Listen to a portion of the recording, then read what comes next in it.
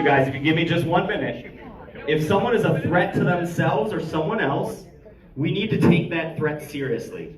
And what we do with this legislation is we let family members or law enforcement initiate it, but there's due process because a judge has to grant the order. A judge has to grant the order, and that's what due process is in our society. I'd love to have this conversation with you guys. If you please would just let me talk about this. I wrote the legislation, so the due process is that a judge has to grant it. So you have to present evidence, and you can't do this frivolously. So it's not that someone from down the street can do it. It's not that an ex-boyfriend or girlfriend can do it. And so you have to present the evidence. The judge has to grant it. It is not a criminal act. What we do is we temporarily seize the weapons from the person to get them the help that they need. They can then also try to initiate, or they can also try to get their weapon back as well. And then we have penalties in place. We have penalties in place if someone tries to do it frivolously. And so we have those penalties, and that's something we worked on with Sheriff Bouchard to make sure that someone is not doing this to try to harass someone else. I know we're going to get to questions at the end. So this is part of the legislation that we're working on. Additionally, we've talked about universal criminal background checks. I think it's pretty sensible to think that if you're going to purchase a weapon, we should make sure you're not a criminal, right? I think we would all agree that we don't want guns to get in the hands of criminals.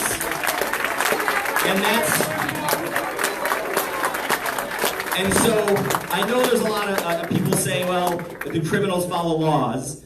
I get that pushback a lot. But here's the thing. We don't just abolish all laws because people break them. We don't say that murder, we're not going to legalize murder because some people commit murder. Well, we have laws in place because we have a civilized society. And so what we're trying to do is find that common ground where we can all come together. And so that's some of the legislation that we're working on. And I appreciate your passion on this issue, but if you would just give us a moment to talk about this. So we talk about, if you want to talk about laws from other states, actually this law, and I'm proud that we actually, I guess red is our dividing, or is our uniting color here. Everyone's wearing red on both sides of this issue. But this is also, when we talk about red flag laws, this was something, I was actually proud that President Trump came out and supported red flag laws. So this is something where President Trump, Marco Rubio, Lindsey Graham, some people on the think that public safety is nonpartisan, and that's what we're pushing for here in Michigan, is what we can do to try to mitigate gun violence in this state. And that's what I'm proud to be the chair of our Legislative Gun Violence Prevention Caucus. I am a CPL holder as well. Like I said, I'm not anti-gun, I am anti-gun violence. And so that's why we're here to have this friendly discussion, and I'm hoping that everybody is willing to listen as we have this discussion. Thank you.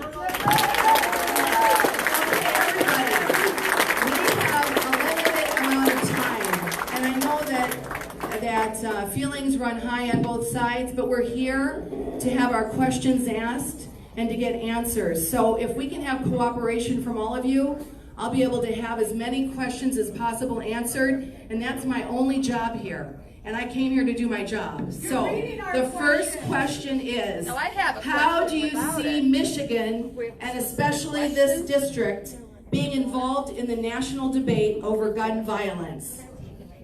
I don't need to write it down. I know. I can start with that. And by the way, I just wanted to tell you guys a quick story.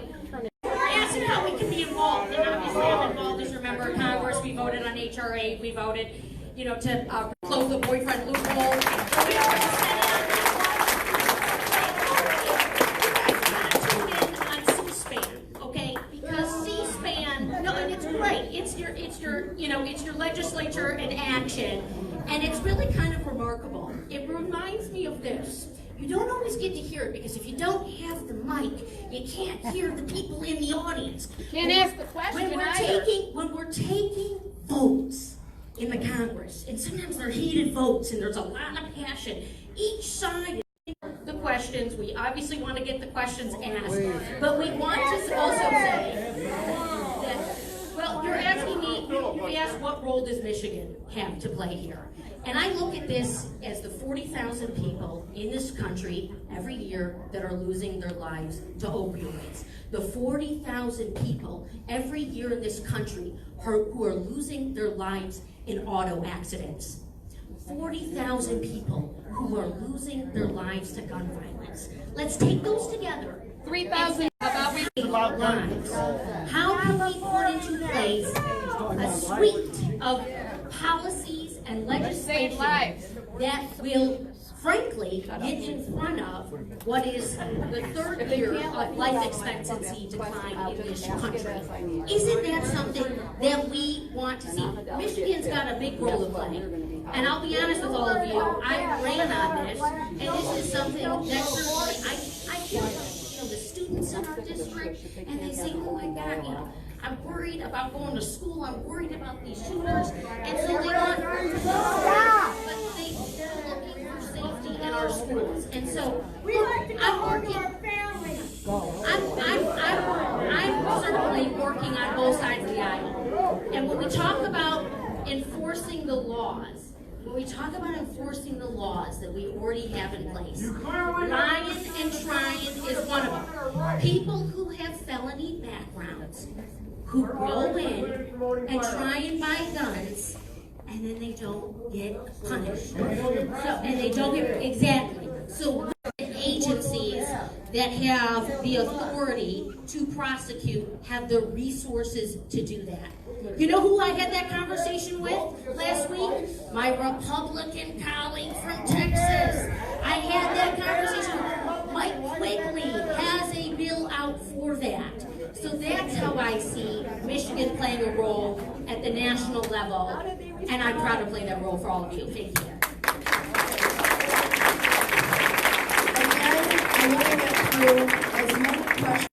I have 11-year-old triplets, so I'm well equipped at making people stop talking. So the next question is, what role can the state play in legislating for gun laws that are more responsive to the voters of Michigan's values? What a bullshit question. Who wrote that?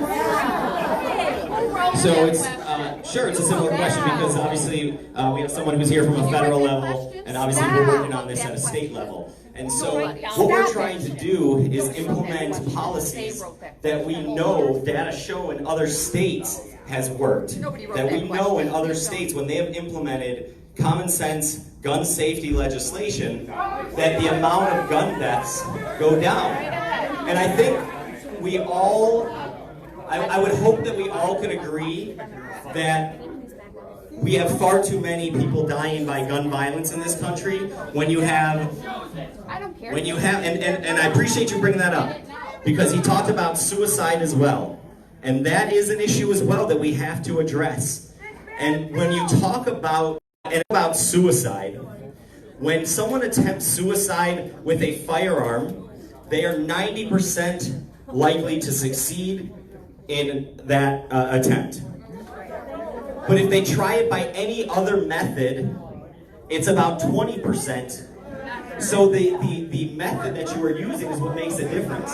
And so what we're trying to do with the red flag legislation is put a pause, right? I mean, when we talk about our veterans, over 22 veterans die every single day in this country. We owe it to our veterans to make sure that they can live a long and fruitful life. They served our country, and we should be doing everything we can to support our veterans.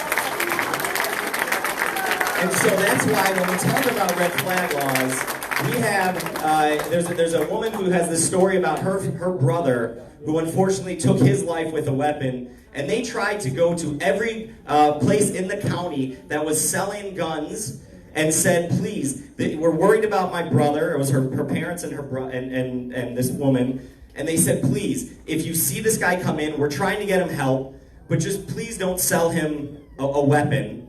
Unfortunately, what they said is that if he is legally qualified to buy it and he has the money to buy it, then we have to sell him the weapon. And so if we had this red flag legislation, unfortunately he ended up buying a weapon and took his own life. And so if we had this red flag legislation, we could have put a pause on, right? We could have said that, you know what? let's keep him from purchasing this weapon, let's get him the help he needs, and then he would still be with us here today. So there are things we're trying to do. Again, when we talk about universal criminal background checks, this is something, when you ask people across the country, gun owners and non-gun owners alike, over 90% of people support this, because we're not saying you can't buy a weapon. We're not saying you can't buy a weapon. We're saying you should be qualified to own a weapon. And I think that for people here on both sides of the issue, that's important, right? Because if people are buying weapons that shouldn't, that's only watering down the legal gun owners. That makes legal gun owners look bad as well.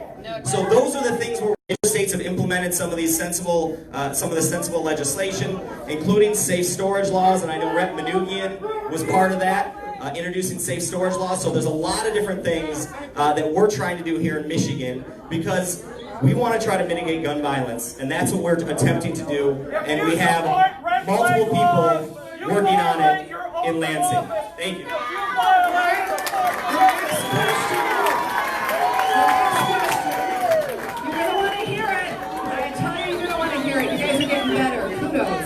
The Second Amendment guarantees the right to bear arms.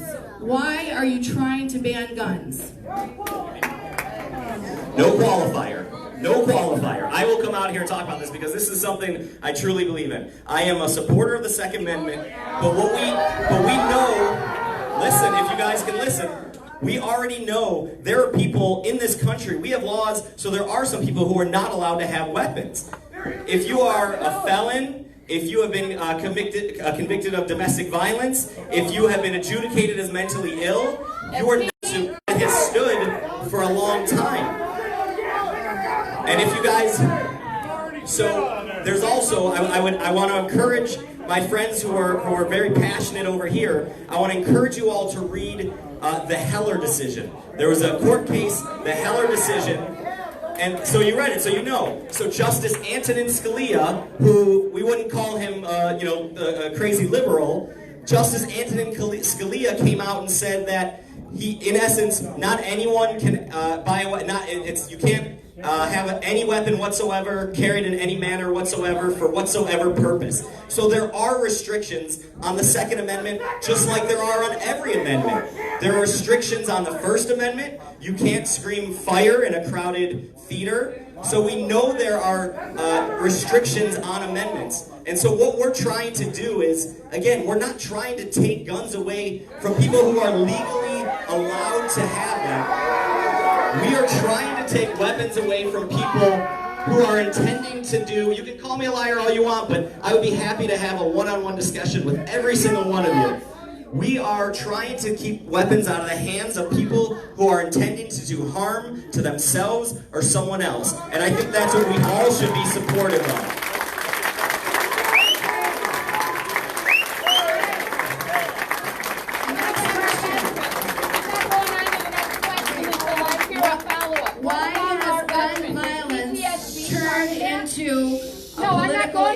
Question. No, don't touch me. I'm sure we are all against gun violence. Can't we work together? Why has gun violence all against gun violence? Can't we work together?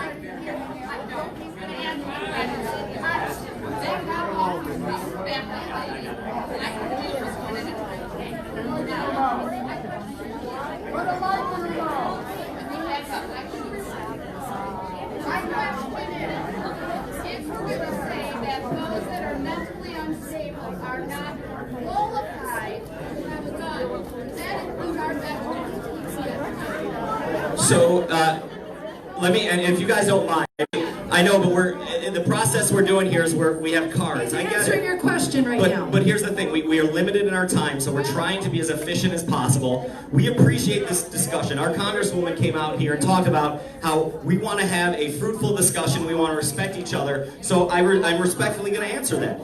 So the way we're looking at it is you have to be adjudicated, it has to be in the court of law as mentally unstable, mentally ill, if you will.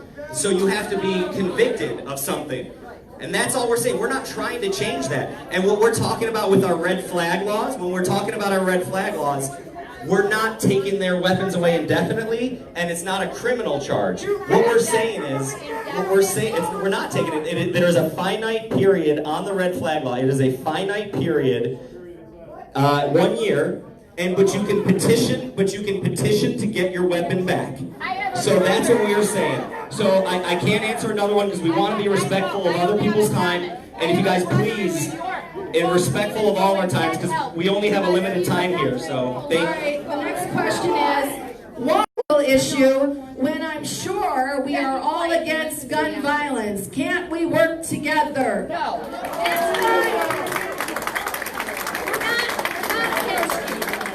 That's why clubs like this are important, and this is why the NRA has got to go!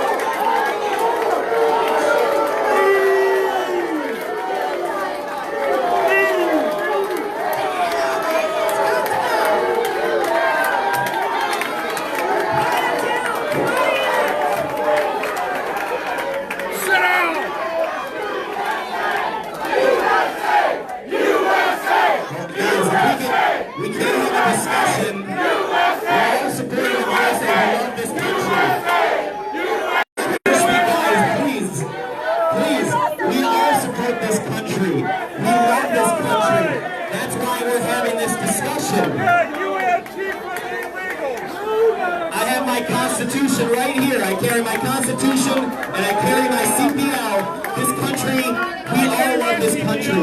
If you please let her finish her thought. Let her finish her thought. Let her finish her thought.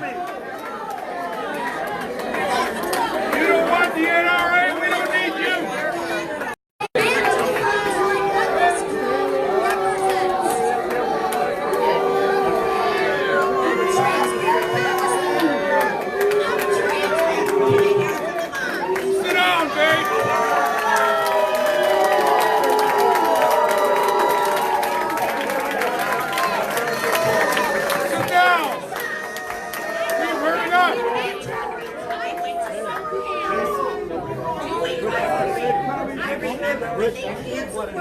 Because of Columbine, how do we define a middle ground? We've got to find a middle ground.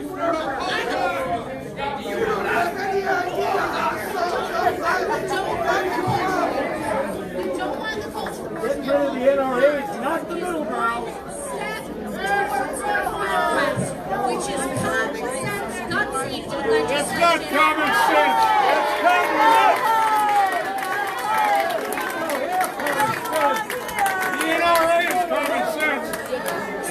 So let me expand on that, because here's the thing, and I come from a very progressive area, so I know some of us won't agree on a lot of the issues, and I get that.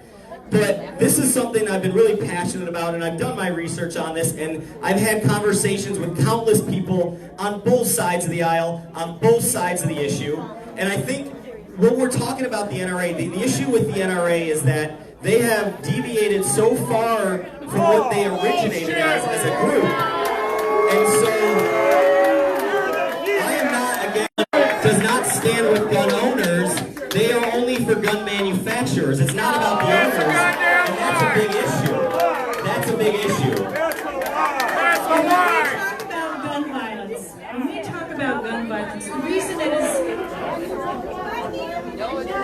the reason this has become, one of the reasons it's become political is it really hits to the very core of values, right? Everyone wants their families to be safe. We now are raising, it's just not right. When you fear for your safety, you want change in your government. People are afraid for their kids, for the very future of their kids. And it is the responsibility of elected leaders, when they come together, to come together across the aisle and try to solve problems. We try to solve problems. 1,000 63 Michiganders died through gun violence. That's one person every 8 hours. And for anyone to say that's not a problem we should address, that to those 63 families that experience gun violence directly in their house. Personal is political. We need to have responsible legislation where we can find the common ground. We've seen it in other states time and time again. We've seen reduction in gun violence.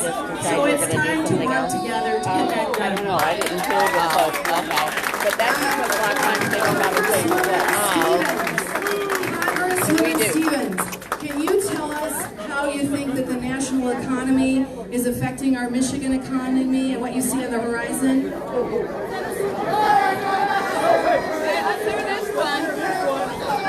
We talk about a lot of things at our town halls. We're certainly hearing the viewpoints here, but I will tell you all, something that I am really excited about is what I see taking place all over this district. I have visited 35 manufacturing companies. I sit down with these guys every single week. And you know what's happening in this district? And it doesn't need to be about political scoring points. It's about championing what we do here. You know, this drop in automotive sales in the history of the automobile. Look at communities like Commerce. Look at communities like Wixom. Look at how we have rebounded. We might not agree on the gun safety topic. I think that's clear tonight. But what I think we can agree on here tonight is that our manufacturing economy needs a proven advocate. And that is what I'm doing.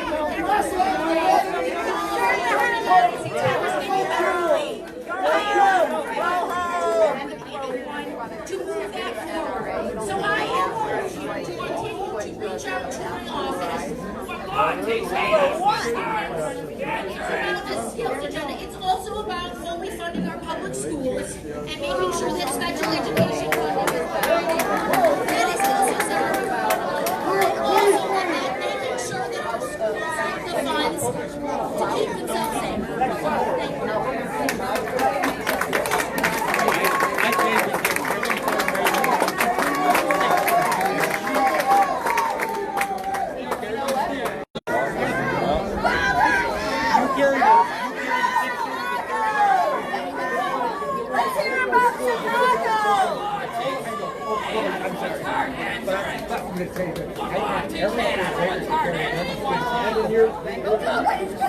Do you support allowing the CDC and other federal scientific agencies to study gun violence as a public health issue? Well, we work together in the Congress, and this is something that we just voted through on the House Education and Labor Committee. Of agreement conversations, some of the best conversations I have in the Congress. There's only 435 of us, by the way, right? So I took office in the middle of a government shutdown. Come on up! And whether you work for the federal government or not, you're a taxpayer and you're paying for that decline in our economy. You're paying for the dysfunction. So We're paying for illegals. The House Science Committee. Tune into the conversations that we are having. Tune into the conversation. Hey, I had a hearing last week. It didn't get covered, but I had a hearing last week. Oh, boy. Very important to Michigan. And I want you all to know, because I'm not going to get a lot of time with you. And I know a lot of you already have your opinions about me for it. But I want to let you know, I had a hearing last week on the future of work in the age of artificial intelligence. Who was sitting there with me? My Republican ranking member, Dr. Jim Baer. This man is a veteran. He served in the Vietnam War. He lost his left arm. That doesn't make you any better. Incredible friendships you will ever see in Congress. Who did I pass the Bill and Melinda STEM Act with? Dr. Jim Baer. Who did I pass the American Manufacturing Leadership with? Dr. Jim Baer. Who do I go to ask him, Jim, why can't we find agreement on this topic? No Green Deal. How about no Green Deal? I don't have to keep talking. No Green Deal. How about being respectful to a congressperson? You're on the wrong side. No Green Deal. You know what? If we're gonna get some questions answered, you guys have to calm down. All right. I'm gonna ask a question, but I'm not gonna shout. And by the way, I'm missing hamburger helper night tonight at home. Can you tell me why Chicago has the strictest gun laws in the country, yet still has the highest gun violence in the country? Run by Democrats.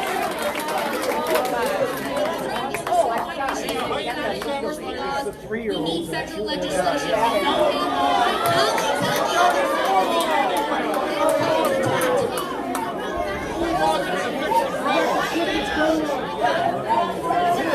NRA's gotta go. No, you gotta go, big. So let me chime in on this one as well. When we're talking about Chicago, geographically where it's located is very close to the state of Indiana, and so what you have is a lot of trafficking of weapons between Indiana and Illinois. You can look this up, and that's what we're trying to address. That is what we are trying to address with some of the legislation that we are working on, because we don't have the proper laws and mechanisms in place to try to prohibit people from getting weapons that shouldn't have them. We also have people who are able to buy, I think we'd have to limit the amount of weapons that people can buy at one time. I think that's a huge issue, because if you have far too many people buying far too many weapons and then bringing them over, that is an issue.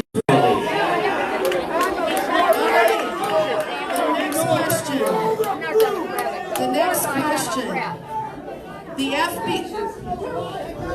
I haven't heard the answer to the last question yet. The FBI and Washington Post report 150 total deaths from school shootings since 1999. Last year, 6,200 teens committed suicide. Last year, 6,200 teens committed suicide. Aren't we thinking about the wrong problem here?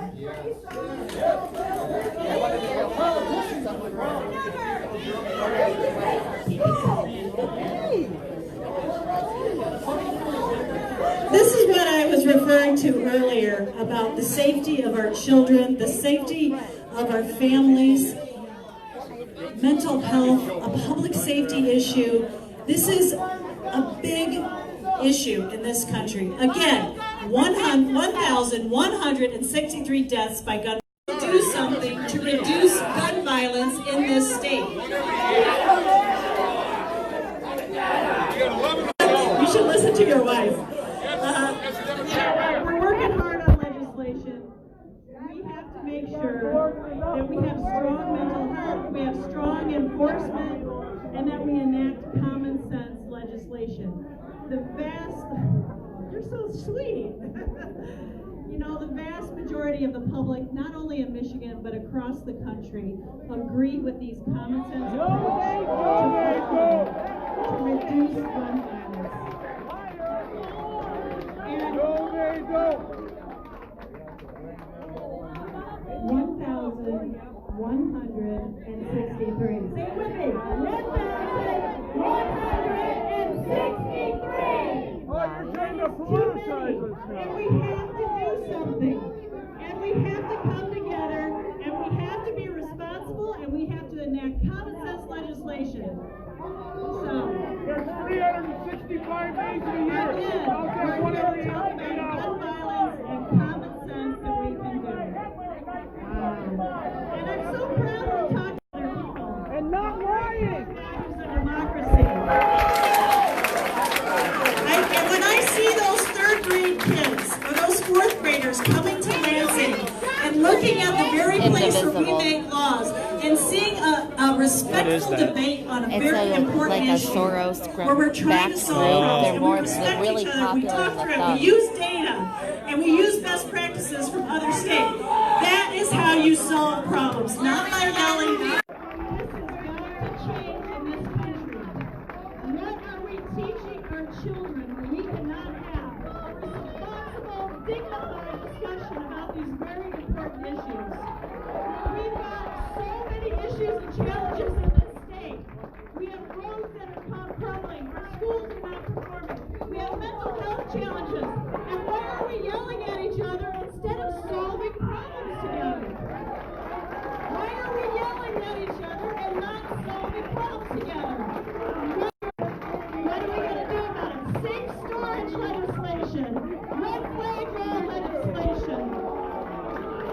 commit partner legislation, background check legislation. There's a lot we can do with this to make this state safer and have a bright future for our kids, whether it's at the school or in our everyday lives. Our kids want to be safe. They don't want to be afraid, and it's up to us. It's up to us as the adults in this state. As the adults in this state, right? To come together, solve these problems, have reasonable, honest, data discussions, and solve these problems. Thank you and have a wonderful evening. All right, this is the last question. Why are assault weapons needed by civilians? Because they don't have assault weapons. We like them. Yeah, she let her true side know. So Haley Stevens basically said end the NRA, right? Yeah. Down to the NRA. Yeah, that was good. I understand these recommendations are definition. I would support the assault rifle ban at the federal level.